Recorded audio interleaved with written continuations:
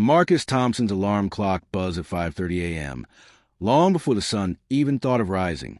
The small apartment was quiet except for the faint hum of the refrigerator and the distant sound of traffic on the freeway.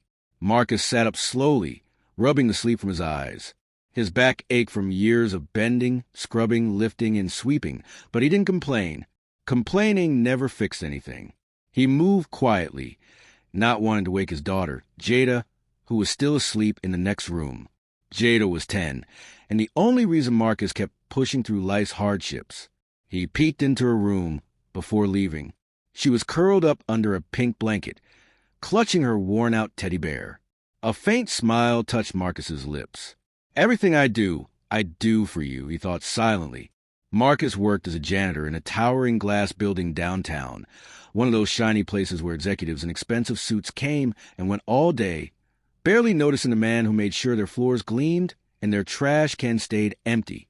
He had been at this job for nearly 15 years, and though the pay was barely enough to keep the lights on, he never missed a day. Reliability was his pride. The bus ride to work was long, and Marcus often used the time to reflect. Some days he thought about his late wife, who had passed away 5 years earlier. Losing her had been like losing half of himself. But Marcus never let Jada see how much it broke him. She needed strength, not sorrow. When he arrived at the building, the early morning air was biting cold, but Marcus didn't mind. He liked being one of the first ones there. The empty lobby echoed with his footsteps as he pushed his cleaning cart across the marble floor. The work was hard, but Marcus found a strange sense of dignity in it. He believed that every floor he polished, every trash can he emptied, was a reflection of him. He made sure the office shone, even if no one ever thanked him for it. And rarely did they. Sometimes, when the executives passed him in the hallway, they barely acknowledged his existence. He was invisible, just part of the background. Marcus didn't take it personally. People were busy, lost in their own worlds. But occasionally, someone would make a snide comment about the janitor, and Marcus would just lower his head and keep working. Pride could get you in trouble, and Marcus couldn't afford trouble. One particular morning, as he was mopping near the elevator, 2 young interns walked by, laughing loudly. "Man, I would hate to have a job like that," one of them said, glancing at Marcus. "Imagine spending your life cleaning up after other people." Marcus heard them but said nothing. Instead, he hummed softly to himself and continued mopping. It wasn't that he didn't feel the sting of their words. He did, but he refused to let bitterness grow in his heart. He had learned a long time ago that carrying anger only made life heavier. During his lunch break, Marcus sat in the small janitor's closet that doubled as a break room. He had packed himself a simple peanut butter sandwich, an apple, and a thermos of coffee. It wasn't much, but it was enough to keep him going until the end of his shift. On the wall across from him, someone had taped up a motivational quote that read, "Your value does not decrease based on someone's inability to see your worth." Marcus stared at those words for a long moment, letting them sink in. He finished his sandwich and got back to work. There was always something that needed to be done. Spilled coffee to clean up, windows to wash, restrooms to sanitize. The hours passed slowly, but Marcus moved with quiet focus. As the day ended, the office came alive with chatter as employees left for home. Marcus stayed behind, cleaning up the mess they left behind. Crumpled paper cups, snack wrappers, sticky rings from coffee mugs on desks. Finally, at 9 p.m., Marcus finished his last task, polishing the lobby floor until it shone like glass. He put away his mop, locked up the janitor's closet, and stepped outside into the night air. The city was quieter now, the streets nearly empty. Marcus adjusted his worn jacket and started walking toward the bus stop. It was cold, and the wind cut through him like a blade, but Marcus had learned to ignore discomfort. It was then that he saw her, an older woman sitting near the corner of the bus stop. She was huddled against the wall, wearing a tattered coat and thin shoes. Her hair was messy and her face was pale. Marcus paused for a moment, his heart tightening. She looked like she hadn't eaten in days. People passed her by, pretending not to see her, but Marcus couldn't. He approached slowly. "Ma'am," he said gently, "are you okay?" The woman looked up at him, startled, as though no one had spoken to her all day. I'm fine, she said, though her voice trembled. Marcus knew that tone. He had used it himself sometimes, pretending to be fine when life was anything but. You look cold, he said softly. Do you have somewhere to go tonight? She shook her head. Marcus hesitated, then reached into his lunch bag. He still had half an apple and a sandwich he hadn't eaten. He knelt down and offered them to her. Here, it's not much, but it's something. The woman's eyes widened. You don't have to do that, she whispered. Marcus smiled faintly. I know I don't, but I want to. For a moment. She just stared at him, as if trying to decide whether to trust him. Then she took the food, her hands trembling. Thank you, she said, tears filling her eyes. Marcus nodded and stood up. Take care of yourself, ma'am, he said quietly before heading toward the bus stop. He didn't know that this simple act of kindness would soon change his life forever. Marcus couldn't shake the image of the woman from his mind as he rode the bus home that night. The city passed by outside the window, lights blurring into streaks, but his thoughts stayed fixed on her pale, tired face and trembling hands. He had seen homeless people before who hadn't. But something about this woman was different. Maybe it was the way she looked at him, not with anger or shame, but with a strange, quiet dignity. When Marcus finally got home, Jada was sitting at the small kitchen table, her schoolbook spread out in front of her. She jumped up to hug him the moment he walked through the door. Hey, baby girl, Marcus said, smiling despite his exhaustion. Homework done. Almost, Jada said. We had a reading assignment, but I waited for you. I like when you read with me. Marcus's heart warmed. No matter how tired he was, reading with Jada was his favorite part of the day. They sat together on the couch, and Marcus read the story aloud until her eyelids drooped. After tucking her into bed, he stood in the doorway for a long moment, thinking again about the woman.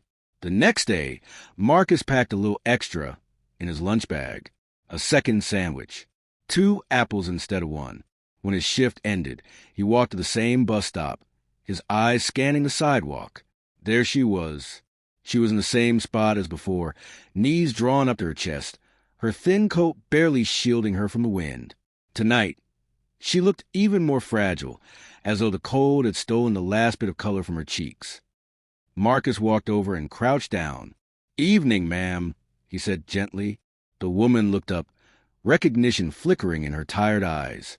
Oh, it's you, she murmured. Marcus smiled softly. Yeah, it's me. He opened his bag and handed her the sandwich and one of the apples.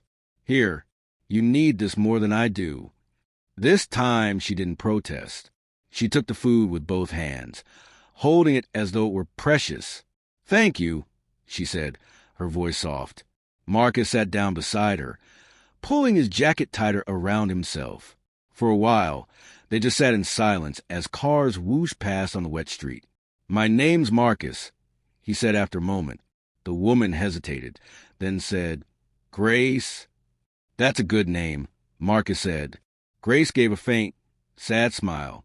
I used to think so. Marcus glanced at her, sensing there was more behind her words. What happened, if you don't mind me asking? Grace's gaze dropped to her hands. She was quiet for a long time before answering. Life happened, she said finally. I had everything once. A home, a family, friends. But sometimes things fall apart faster than you can hold them together. Marcus nodded slowly. Yeah, I know a little about that. Grace looked at him then, really looked at him, as if trying to read the story in his face. My wife passed away 5 years ago, Marcus said quietly. Cancer. It was fast. Too fast. One day we were talking about summer plans, and the next, well, it was just me and my little girl. I'm sorry, Grace whispered. Marcus shrugged slightly, though the pain was still there in his eyes. I miss her every day, but I've got to keep going. Jada needs me to keep going. Grace's lips trembled as she nodded. You must be a good father. Marcus gave a faint chuckle. I try. Some days I feel like I'm doing all right. Other days, well, I just hope I'm not messing her up too bad. Grace smiled faintly. The conversation drifted after that, but the silence between them felt different now. Softer, warmer. Marcus stayed until his bus arrived, then stood and offered her a reassuring nod. "See you tomorrow, Grace," he said. Her eyes widened slightly. "Tomorrow?" Marcus smiled. "Yeah, I come by this way every night. If you're here, I'll bring you something." Grace looked at him for a long moment, then nodded. "I'll be here." And she was. Over the next few nights, Marcus brought her hot coffee in a thermos, leftover stew from home, and even one of his extra scarves. They talked more each evening. Grace told him small pieces of her story. Not everything, just enough to paint a picture. She spoke of a son she hadn't seen in years, her voice catching when she mentioned him. "He's a good man," she said quietly one night. "Busy, successful. I don't think he'd understand why I left." Marcus tilted his head. "Why did you?" Grace didn't answer right away. She stared out at the empty street, her face shadowed by the streetlight. "Sometimes," she said finally, "you need to disappear to figure out who you really are. To see if the people who claim to love you really notice you're gone." Marcus didn't press her for more. He had learned that some answers came in their own time. Instead, he told her about Jada's dream of becoming a doctor one day. "She says she's going to buy me a big house with a porch when she's grown," Marcus said with a chuckle. Grace smiled softly. "She sounds like a special girl." "She is," Marcus said proudly. "She's the reason I keep going." The nights were getting colder now, and Marcus worried about Grace. He suggested a local shelter, but she refused. "They're crowded. Dangerous sometimes," she said. "I'm safer here." Marcus frowned but didn't argue. Instead, he brought her an old blanket from home. It had been Jada's favorite when she was younger, soft, warm, patterned with faded stars. Grace held it to her chest, tears in her eyes. "You didn't have to do this," she whispered.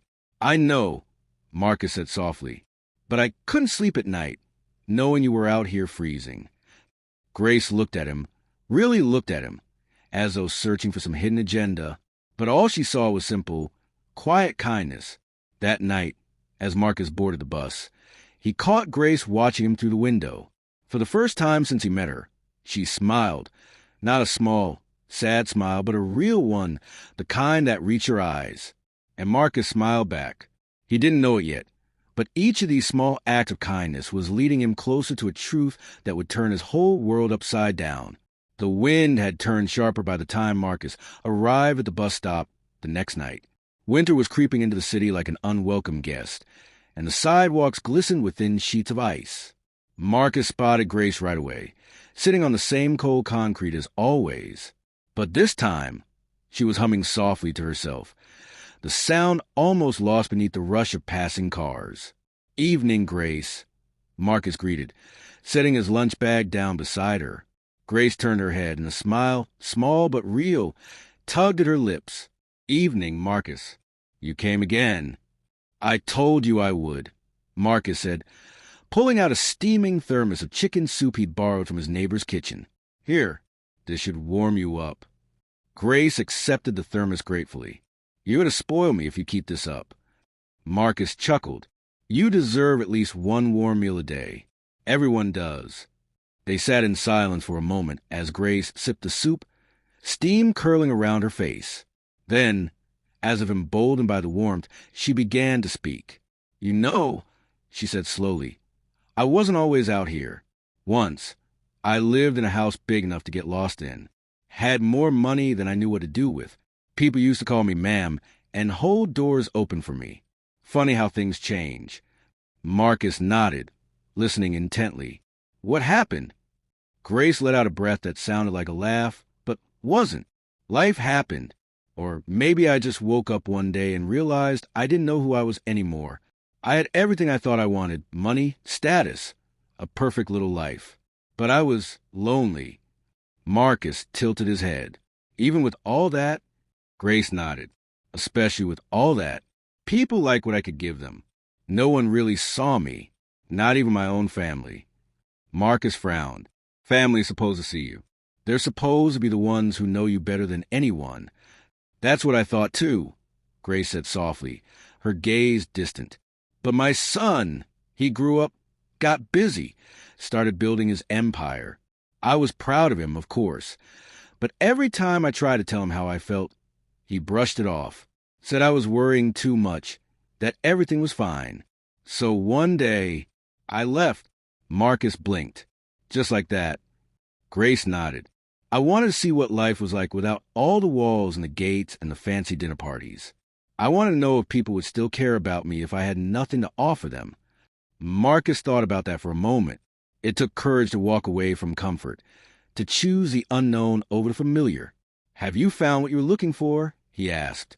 Grace was quiet for a long time, then said, "Not yet, but I'm starting to think maybe I was looking in the wrong places."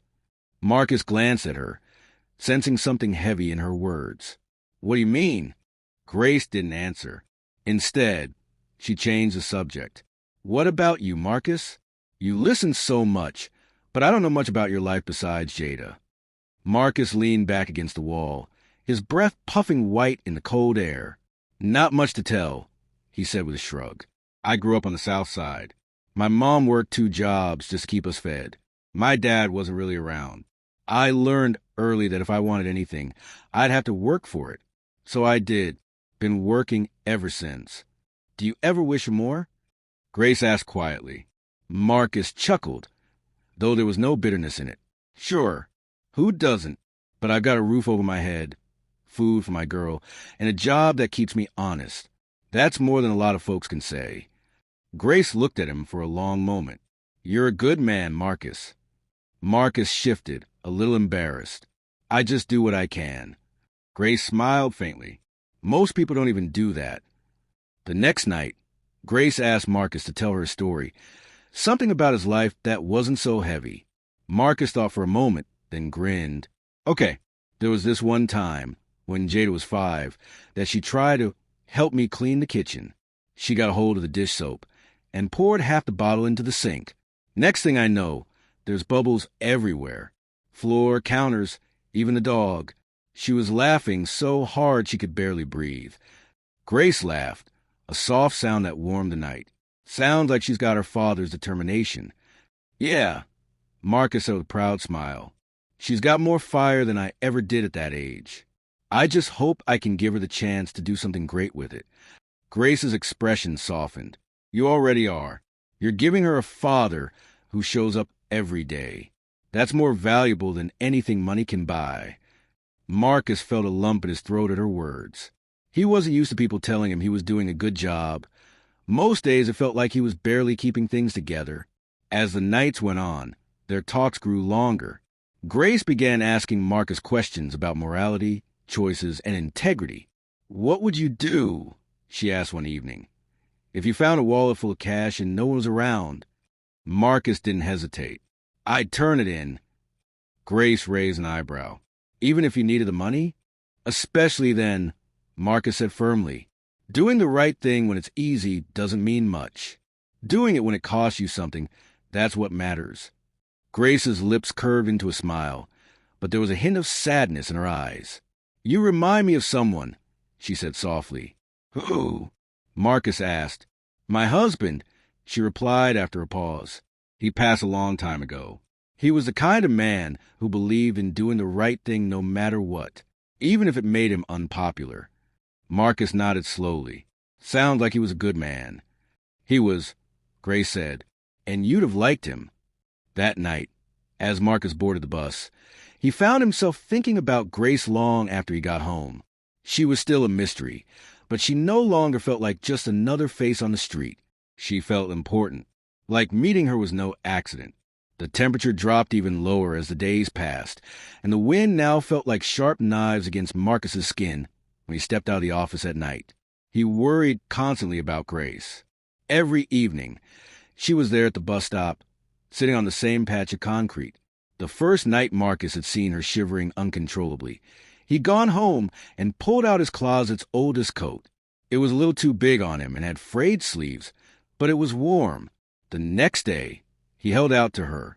"You'll catch your death out here if you don't cover up," Marcus said softly. Grace hesitated.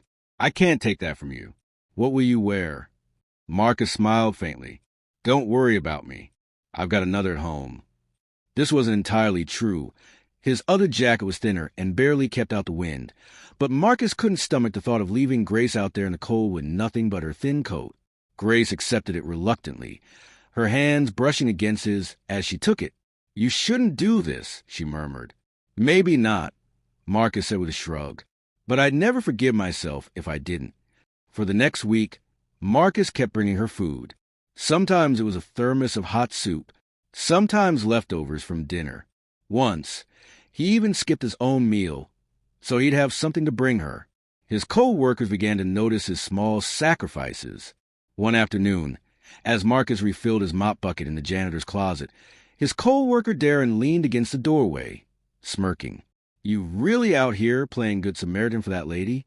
Darren said, "Man, she's probably out here because she made bad choices. You think you're going to save her or something?" Marcus didn't look up from his work. "It's not about saving her. It's about doing what's right." Darren snorted. "Yeah. Well, doing what's right isn't going to put food on your table. You barely got enough for yourself and that kid of yours. Maybe you should stop wasting your time." Marcus straightened slowly and met Darren's gaze. Maybe if more people stopped thinking like that, there wouldn't be so many folks out here with nothing. Darren rolled his eyes and walked off, muttering something under his breath. Marcus sighed and went back to work. Darren wasn't wrong. Marcus was barely scraping by as it was. But somehow, he felt that helping Grace was just as important as paying the bills. One night, a storm rolled in.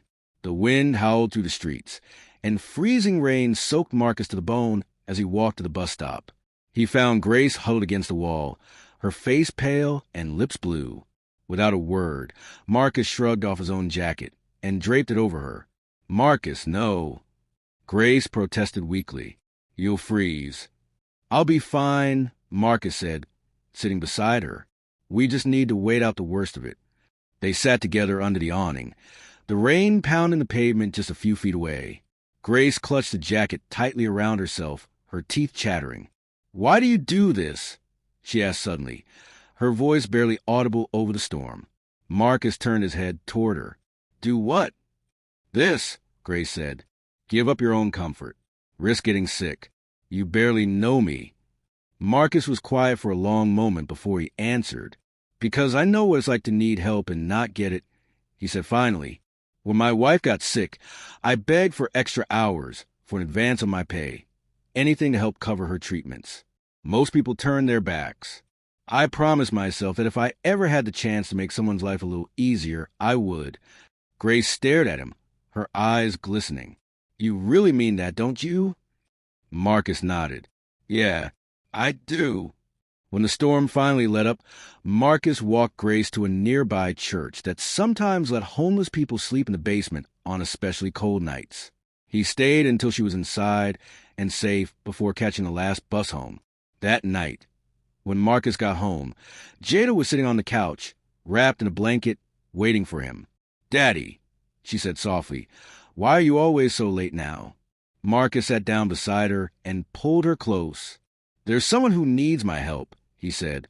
"She doesn't have a home, Jada, and it's cold outside. I can't just walk past her."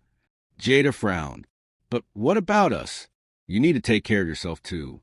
Marcus kissed the top of her head. "I am taking care of us. Taking care of others is part of that. One day, when you're grown, I want you to know that kindness matters more than anything." Jada thought about this for a moment, then nodded slowly. "Okay, Daddy." Over the next few days, Marcus noticed a change in Grace. She began sitting up straighter, her eyes less clouded with despair. She even laughed once, really laughed, when Marcus told her about Jada's antics at school. "You know," Grace said one evening, "you're doing more for me than you realize." Marcus smiled. "I just want you to know somebody cares." Grace grew quiet, her expression thoughtful. "I do know," she said softly. One night, Marcus discovered that someone had dropped a wallet near the office building entrance. He picked it up and opened it. Inside was a thick stack of cash, easily a month's worth of his salary. For a split second, Marcus thought about Jada's school fees, the rent due next week, the empty pantry at home. But then he closed the wallet and marched straight to the building security office to turn it in. Grace asked him about it later that night. When he told her, "You could have kept it," she said carefully. "I could have," Marcus agreed. "But then what? I'd have a little money for a little while, but I'd lose a piece of myself. I can't teach my daughter to do right if I don't." Grace stared at him for a long moment, something unreadable in her expression. "Most people wouldn't have done what you did," she said softly. "Maybe not," Marcus replied, "but I have to live with myself at the end of the day." That night, as Marcus headed home, Grace watched him go with a strange look in her eyes. For the first time, she wasn't just grateful for Marcus's kindness. She was beginning to believe there might still be truly good people left in the world. And Marcus, though tired and hungry, felt lighter than he had in years. Helping Grace wasn't just changing her. It was changing him, too. Grace was no ordinary homeless woman. Marcus was beginning to suspect as much. There was a quiet strength about her, a kind of presence that didn't quite fit the streets. Her speech was polished, her mannerisms refined. When she spoke about her past life, there was a wistful elegance in her tone, as if she had been part of something far grander than her current circumstances. But Marcus never asked too many questions. He wasn't helping Grace for answers or for a reward. He was helping her because it was the right thing to do. Grace, however, had begun asking herself questions. Who was this man who kept showing up night after night, who gave away his coat, his food, and his time without expecting anything in return? Was he really as good as he seemed, or was his kindness just another mask people wore when they thought someone might be watching? Grace had been burned before. When she first left her wealthy life, she had tried trusting strangers, only to be taken advantage of. People had stolen from her, lied to her, used her for whatever they could get. She had learned the hard way that kindness often came with a hidden price. But Marcus was different. Or at least, he seemed to be. So Grace decided to find out. The first test was small. One night, she waited until Marcus had given her food and was about to leave. Then, with a trembling hand, she slipped a $20 bill from her pocket, the last of the cash she had saved, and let it fall onto the sidewalk near where she had been sitting. Marcus didn't notice at first. He started walking toward the bus stop. Grace watched him closely, her heart thudding. Then he stopped, spotting the bill on the ground. He bent down, picked it up, and turned to her. "Grace," he called softly, "you dropped this." She blinked. "I what? This is yours, isn't it?"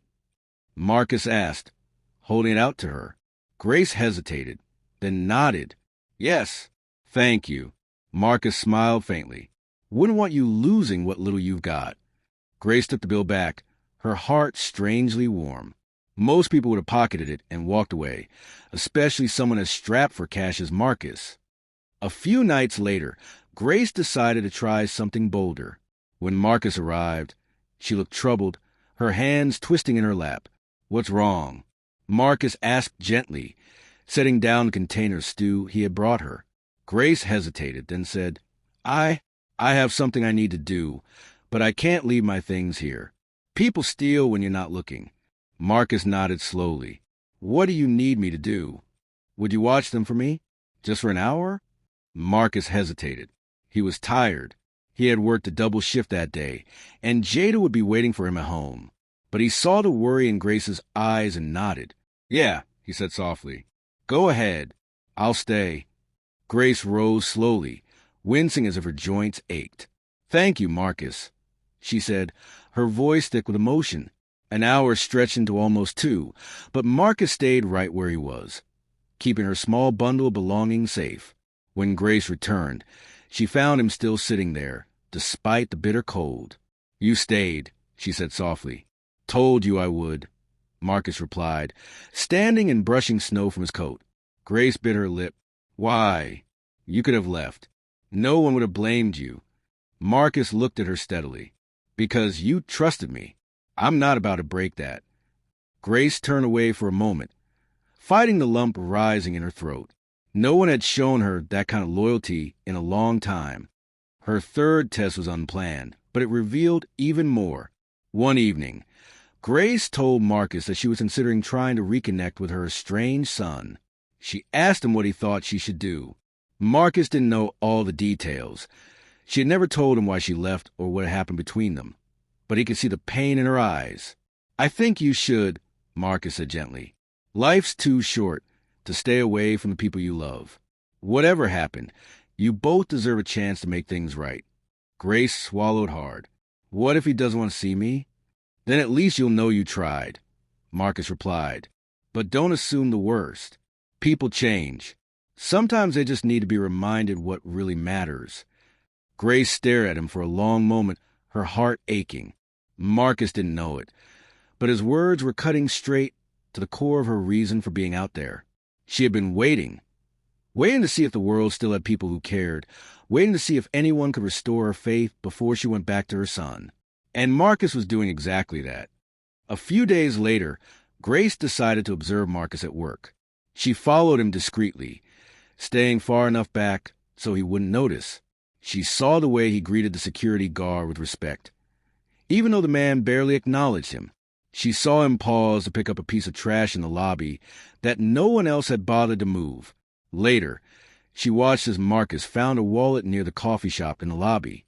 He opened it, saw the thick stack of cash inside, and immediately walked it to the security desk. Grace's breath caught in her throat. She had planted that wallet. It wasn't real, just a test she had arranged with a friend who still kept tabs on her. She had wanted to see what Marcus would do if given a real temptation, and he had passed, without hesitation. That night, when Marcus came to see her, Grace felt something she hadn't felt in years. Trust. "You know," she said quietly as they shared the soup he'd brought, "I think you might be one of the rarest people left in this world." Marcus chuckled softly. "I don't know about all that. I just try to do what my mama taught me." "What did she teach you?" Grace asked. Marcus chuckled softly. "I don't know about all that. I just try to do what my mama taught me." "What did she teach you?" Grace asked. Marcus smiled faintly. That the measure of a person isn't what they have. It's how they treat people who have nothing to give back. Grace swallowed the lump in her throat. Marcus had no idea how much those words meant to her. That night, long after Marcus left, Grace sat awake under her blanket, thinking about everything he had done for her. She realized she was no longer testing him. She was admiring him. Maybe, just maybe, this was a man who could remind her son that there was still goodness in the world. She had made her decision. It was almost time to reveal the truth. Marcus woke before dawn to sound his phone, buzzing violently on the nightstand. For a split second, he thought it was his alarm. Then he saw the name on the screen, Jada's school office. His stomach dropped. "Hello." His voice was rough from sleep. "Mr. Walker?" It was the school principal. "I'm sorry to call so early, but we need to discuss Jada's tuition. Your payment is 2 months overdue, and if it isn't brought current by Friday, she won't be able to continue next semester." Marcus sat up straight. "Please, I just need more time. I'm working extra shifts." "I understand," the principal said gently, "but school policy doesn't allow extensions beyond 60 days. When the call ended, Marcus sat on the edge of his bed, staring at the floor. Jada's bright little face flashed through his mind. How she lit up every time she talked about science class. How she stayed up late reading under the covers with a flashlight. He couldn't let her lose this opportunity. But he had no idea how he was going to come up with that much money in 4 days. That morning at work, Marcus kept replaying the conversation in his head as he mopped the corridors. The other janitors joked around, but he barely heard them. By lunchtime, he had done the math a dozen times in his head. Even with the overtime he was pulling, it wouldn't be enough. There was one option, one he hated. He could pawn the only valuable thing he owned, his father's watch. It wasn't much, just an old gold timepiece his dad had worn every day until he passed. It had been left to Marcus in the will, and he had sworn he'd never sell it. But now he wasn't sure he had a choice. That evening, after work, Marcus stopped by the pawn shop. He stood outside for a long time, staring at the neon sign glowing in the window. When he finally stepped inside, the man behind the counter greeted him with a nod. Marcus hesitated before pulling the watch from his pocket. "How much can you give me for this?" The man examined it under the light. then shrugged. 300, maybe 350. It's nice, but it's old. Marcus's chest tightened. That wouldn't be enough. Not even close. Can you hold it for me? Marcus asked. If I don't come back in 30 days, you can sell it. The man nodded. Deal. Marcus left with the cash in his pocket, but a hole in his heart. When he reached the bus stop, he saw Grace sitting in her usual spot, shivering under her blanket. Evening, Marcus, she said softly. He tried to smile. Evening, Grace. She studied him closely. You look tired, more than usual. Marcus sat down beside her. He didn't tell her about the school or the watch, but she could see the weight on his shoulders. Marcus, she said gently, if you ever need help, you know you can tell me. He laughed bitterly. You? Grace, you can barely take care of yourself. Grace's eyes softened.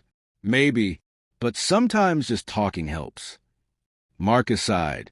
He wanted to tell her everything, but instead he said, I'm fine. Just a rough day. Grace didn't push, but her heart ached. The next night, Marcus brought her dinner as usual, even though it meant skipping his own meal. Why are you still doing this? Grace asked suddenly. What do you mean? You're struggling, Grace said quietly. I can see it. You look thinner.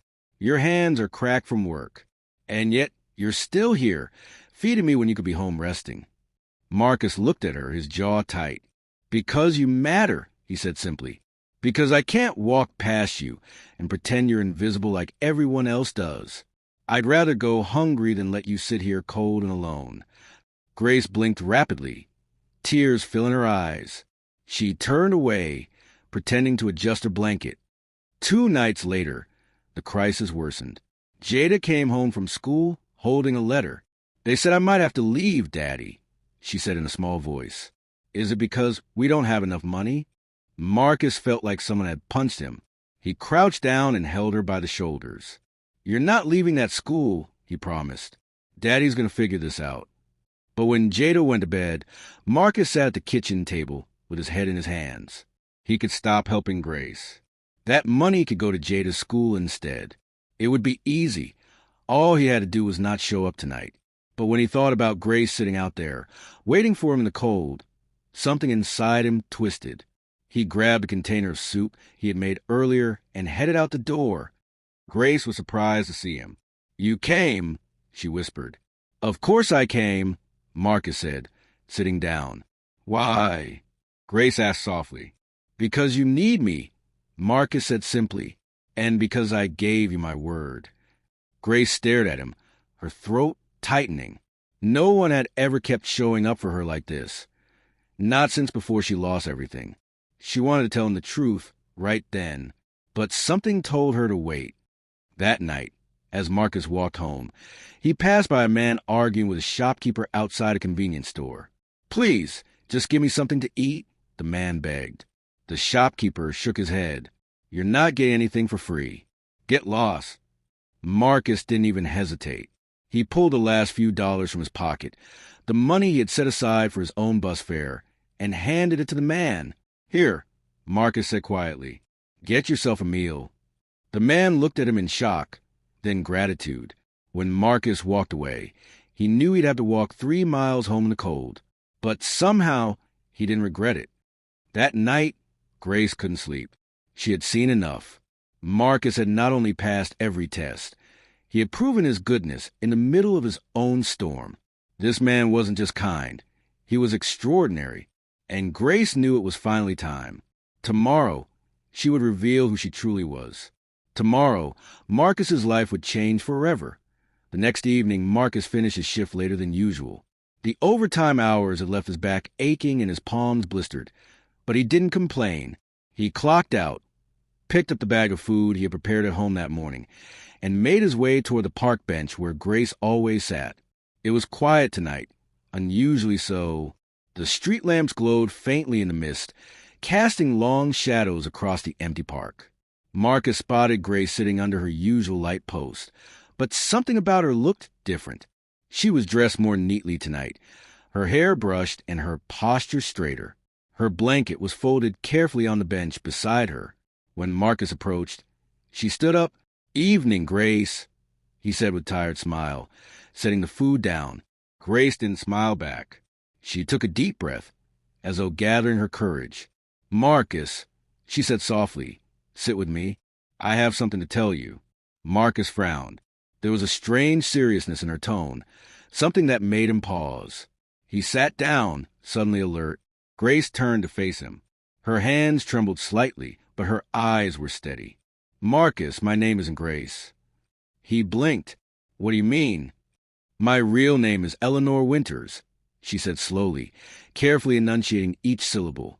"I am the mother of Henry Winters, the CEO of Winters Global." Marcus stared at her, stunned into silence. He had heard of Winters Global. Everyone had. It was one of the largest corporations in the state, with holdings in real estate, tech, and manufacturing. Henry Winters was practically royalty in the business world. Marcus blinked, trying to make sense of her words. You're a billionaire's mother?" "Grace," Eleanor nodded. Marcus let out a short, incredulous laugh. "You're joking. This is some kind of test, isn't it?" "No," Eleanor said gently. "It's the truth. I left my home voluntarily. I wanted to see how people treated me when they didn't know who I was." Marcus's mind reeled. "You've been sitting on this bench for weeks, eating my food, sleeping under the cold, and you could have gone home any time?" "Yes." Eleanor's voice was calm, but her eyes were filled with emotion. "I needed to know that there were still good people out there. I needed to find someone who would help me without expecting anything in return." Marcus stood abruptly, pacing a few steps away. His heart was pounding. He felt betrayed, confused, angry, and yet strangely honored. "You let me worry about you all this time," he said, his voice rough. "You let me give you food when I barely had enough for my daughter. You let me—" His voice cracked, and he turned away, trying to control his emotions. Eleanor stood too, walking toward him slowly. "And you did it anyway," she said quietly. "Even when you were struggling. Even when you had every reason not to. You passed the test, Marcus." Marcus turned back to face her. "Tess." "Yes," Eleanor said softly. "This was never just about me. I wanted to find someone who truly deserved a second chance. Someone who could be trusted with more than just money, with responsibility, with opportunity. Marcus, you are that man." Marcus's breath caught in his throat. "I don't understand," he said. "Why me?" "Because you never turned away," Eleanor said simply. "Because you showed kindness when no one was watching. Because you put someone else's needs before your own, again and again." Marcus swallowed hard. He didn't know what to say. Then Eleanor reached into her bag and pulled out a sleek black envelope. "This is for you," she said, holding it out. Marcus hesitated before taking it. He opened it slowly, and his eyes widened. Inside was a check for $100,000. Marcus's knees nearly gave out. He had never seen that many zeros in his life. I can't take this," he stammered, holding it out. "Yes, you can," Eleanor said firmly. "This isn't charity, Marcus. This is an investment. In you and Jada, in the future I believe you deserve." Marcus's throat tightened. "This will pay off Jada's school," Eleanor continued, her voice gentle. "It will cover your debts and give you a chance to breathe again. And if you're willing, I'd like to offer you a better job, with better pay, at Winters Global. My son will make sure of it." Marcus was speechless. All the nights he had spent worrying about rent, all the days he had skipped meals so Jada could eat, all of it seemed to crash over him at once. Tears stung his eyes, and before he could stop himself, he was crying.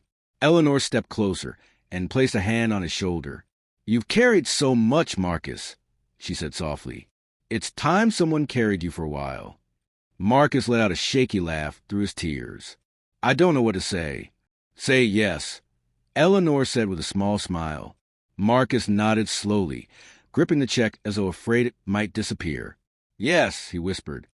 That night, as Marcus walked home, the world felt different. The cold air didn't bite as sharply. The streets didn't look so dark. For the first time in years, Marcus felt hope blooming in his chest. Real, solid hope. When he tucked Jada into bed, he held her a little longer than usual. "Daddy," she said sleepily. Why are you smiling? Because, Marcus said softly, everything's about get better. Marcus woke the next morning with an unfamiliar feeling. Peace. For years, he had carried the weight of financial stress, sleepless nights, and constant fear of what tomorrow might bring. But now, as he looked at the check resting on his nightstand, it felt like the weight had been lifted off his chest. For a moment, he wondered if it had all been a dream. But then Jada's giggles from the kitchen reminded him it was real. He got up, made her breakfast, and handed her the envelope Eleanor had given him. What's this? Jada asked curiously, opening it. When she saw the number written on the check, her mouth fell open. Daddy, she squealed. We're rich. Marcus chuckled softly. Not rich, baby girl, but we have a fresh start. He sat her down at the table and explained everything about Grace, or rather Eleanor, and who she really was. Jada's eyes went wide with wonder. She's a billionaire's mom? Jada gasped. Yes, Marcus said with a smile. And she believes in us, Jada. She's giving us a chance to make life better. Jada threw her arms around him, and Marcus felt his heart swell with determination. The very first thing Marcus did was visit the school office. For months, he had been behind on Jada's tuition, terrified that they would turn her away. But now, he walked in with his head held high. He placed the check on the counter and said calmly, I'd like to pay everything I owe in full. The administrator blinked in surprise before smiling warmly. Within an hour, Jada's record was cleared, and Marcus even paid for her next year in advance. He left the school with tears in his eyes, knowing that his daughter would never again have to worry about being embarrassed in front of her classmates. A few days later, Marcus received a call from Winters Global. The secretary politely invited him to a formal interview with Henry Winters himself. Marcus put on his best shirt, the one he saved for church and special occasions, and traveled downtown to the gleaming skyscraper that bore the Winters Global logo. The lobby alone took his breath away. Marble floors, crystal chandeliers, polished wood panels. Everything about the place spoke of wealth and power. Marcus fell out of place for a moment, but reminded himself why he was there. When he was ushered into Henry Winters' office, he was met by a tall, confident man in an expensive suit. Marcus, Henry said warmly, extending a hand. My mother speaks very highly of you. Marcus shook his hand firmly. It's an honor to meet you, sir. Henry gestured for him to sit. My mother told me everything, Henry said, smiling. You helped her when no one else did. That speaks volumes about your character. People like you are exactly who we need at Winters Global. Henry slid a folder across the desk. This is a job offer, he said. A supervisor position in our facilities department. Better hours, health benefits, retirement contributions, and a salary 3 times what you're making now. Marcus stared at the papers, stunned. I don't know what to say. Say yes, Henry said with a grin. Marcus laughed, thinking of Eleanor's exact words the night before. Yes, he said, signing the offer with a steady hand. A new chapter. The following weeks were a whirlwind. Marcus started his new job and quickly proved himself to be reliable, hardworking, and fair. The team respected him. And for the first time in years, Marcus felt proud to go to work every day. His evenings were no longer filled with exhaustion and worry. Instead, he spent quality time with Jada, helping with her homework, cooking meals together, even taking her to the park on weekends. One evening, as they sat together watching the sunset, Jada said softly, Daddy, you smile a lot more now. Marcus hugged her and whispered, That's because we finally have something to smile about. But Marcus never forgot where he came from, or how it felt to have nothing. One Friday night, he walked back to the park where he first met Eleanor. The bench was empty now, but he saw another homeless man sitting nearby, shivering under a thin jacket. Marcus approached him with a warm meal and said, Here, brother, you need this more than I do. The man looked up in surprise, just as Eleanor had weeks earlier. You don't even know me, the man said, tears welling in his eyes. Marcus smiled gently. I don't have to know you to care. As he walked away, Marcus felt a deep sense of purpose. He decided then, and there that part of his new salary would go toward helping others in need. He donated to a local shelter, volunteered on weekends, and encouraged his co-workers to do the same. Soon, he was known not just as a good supervisor, but as a man who lifted others up. One afternoon, Eleanor visited him at his new office. She walked in with her signature warm smile.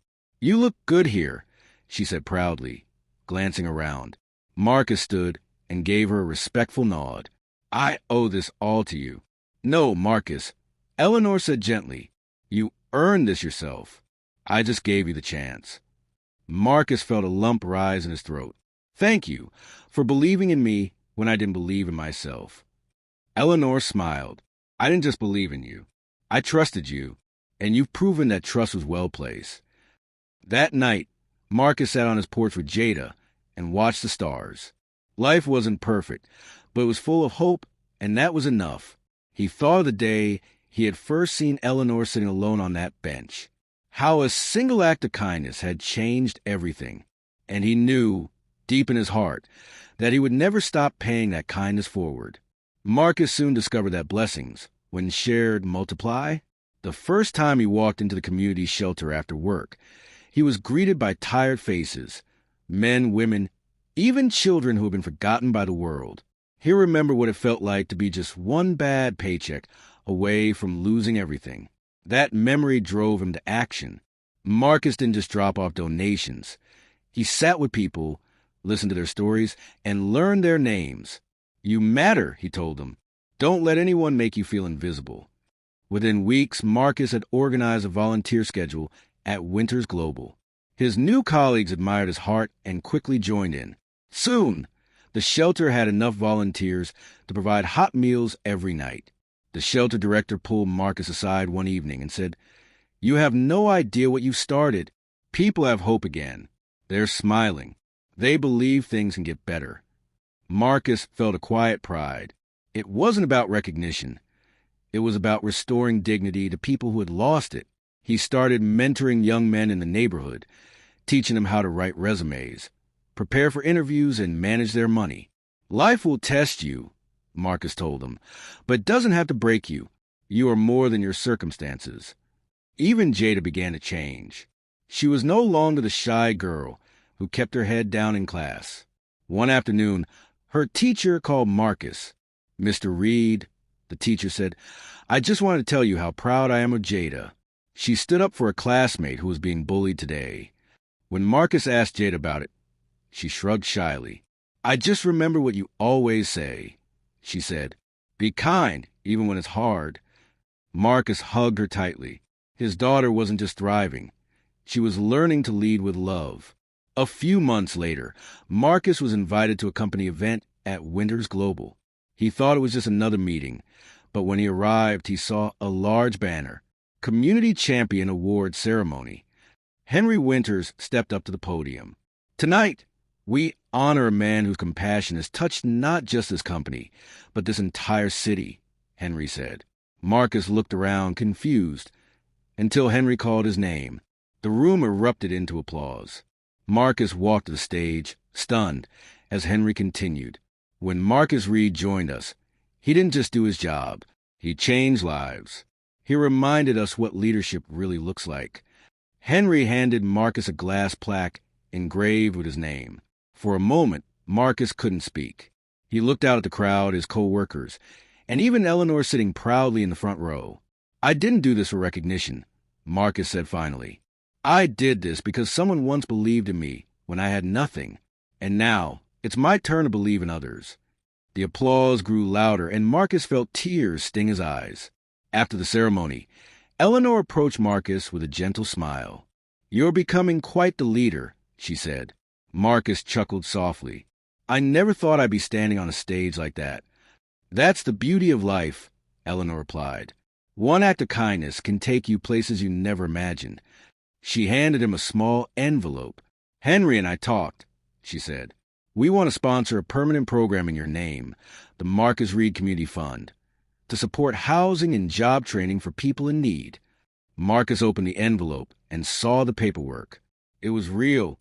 "You're giving me this?" he asked in disbelief. "No," Eleanor said with a wink.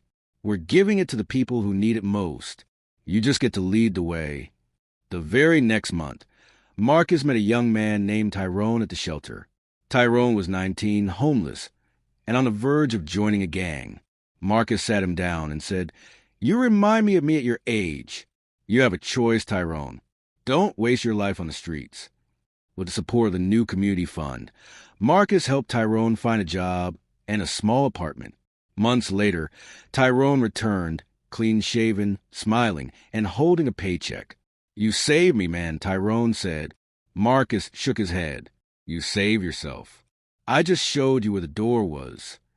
Marcus realized that what started with one sandwich and a moment of compassion had become something much bigger. His name was now tied to a growing movement. Food drives, mentorship programs, job fairs. But to Marcus, the real victory was seeing people stand on their own feet again. On a quiet evening, he sat with Jada and told her, "One day, all of this will be yours to lead. The world needs more people who care." Jada nodded solemnly.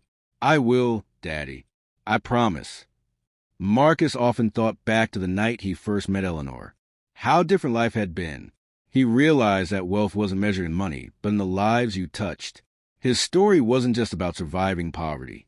It was about rewriting the ending, not just for himself, but for everyone who came after him. And as the sun set on another day, Marcus smiled. The ripples were still spreading. Months turned into a year, and Marcus's community work became a cornerstone of the city's outreach programs.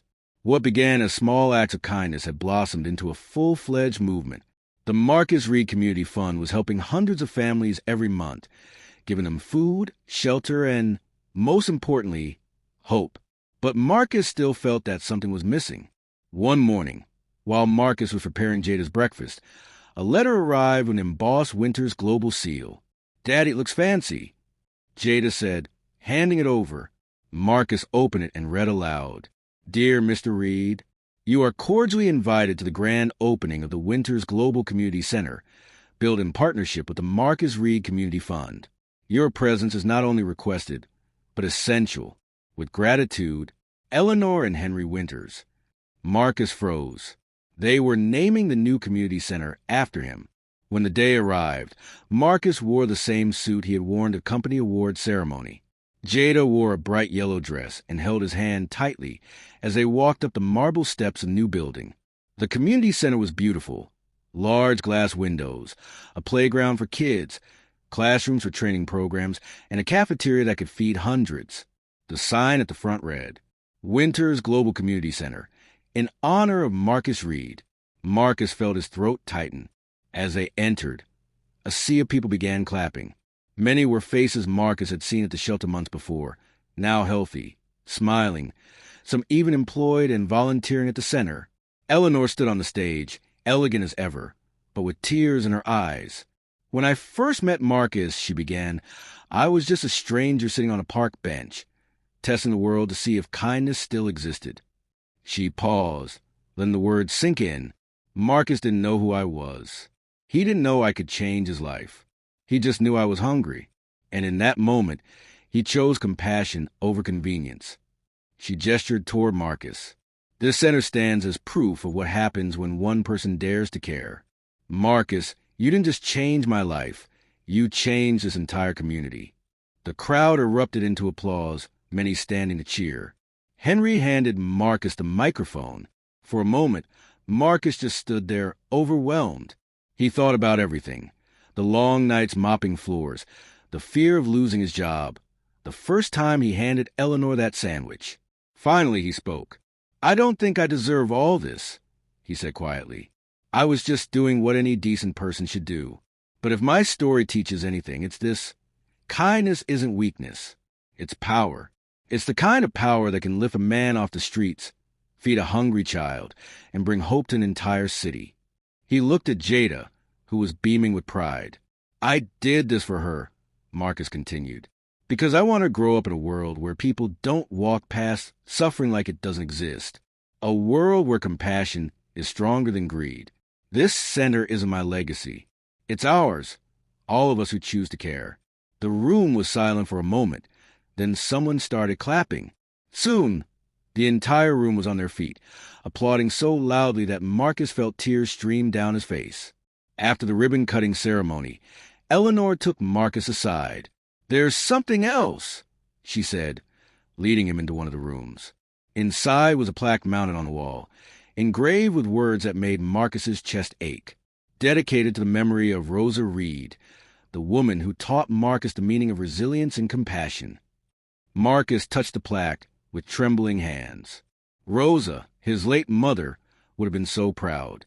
"She'd be smiling down on you right now," Eleanor said softly. Marcus nodded, wiping his eyes. As the weeks passed, the community center became a hub of activity. Marcus led job fairs, financial literacy workshops, and mentorship programs. Tyrone, the young man Marcus had once helped off the streets, now worked full-time at the center, running the youth mentorship program. "I'm just doing what you did for me," Tyrone told Marcus one day. "You showed me the way. Now it's my turn." Marcus smiled.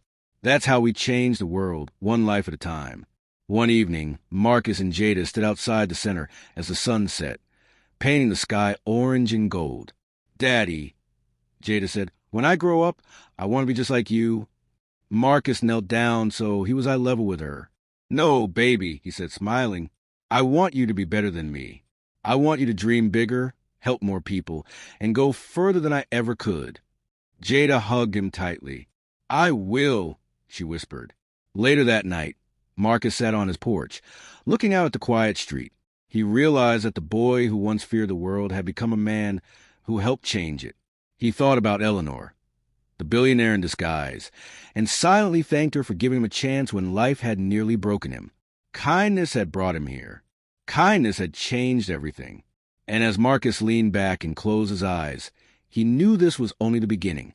The ripples of his actions would go on long after he was gone, touching lives he would never meet, shaping futures he would never see. His story had come full circle.